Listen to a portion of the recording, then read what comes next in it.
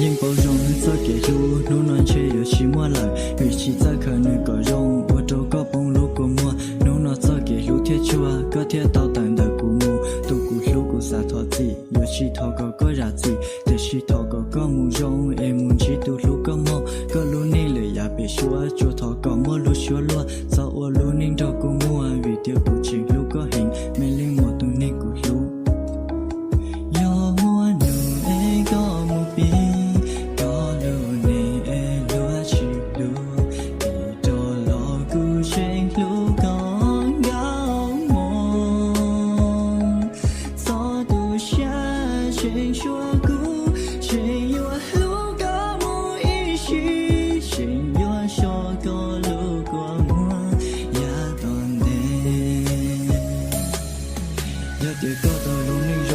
cụ luyện đâu có rong xa, giờ tiêu có luôn nên chỉ cả chơi cụ luyện đâu có tu xa, giờ tiêu mua nụ có trò lon chơi cụ luyện mua có khơi chia, giờ phô có đâu cụ xuống đi giờ chỉ nô con chỉ đã chi, giờ lú có ta ý gì, giờ chỉ cụ có tu xa, giờ chỉ tiêu có con chơi lúa, cụ mà sau có lú có mua, mà đi lú có ta ý gì, từ nay cụ lú.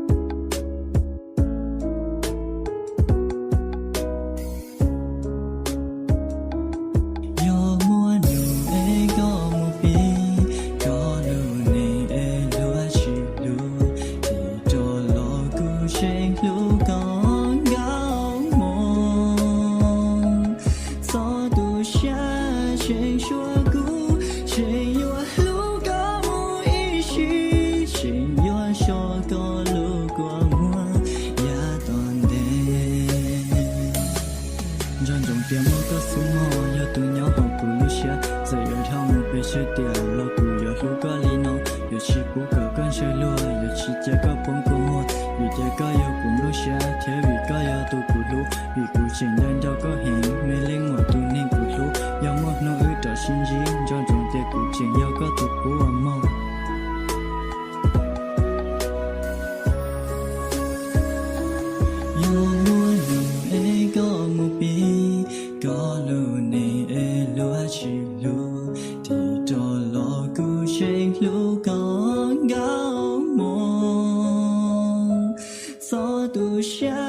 chuyện xưa cũ chuyện yêu lúc có mỗi ý chí chuyện yêu cho có lúc có mưa ya toàn đêm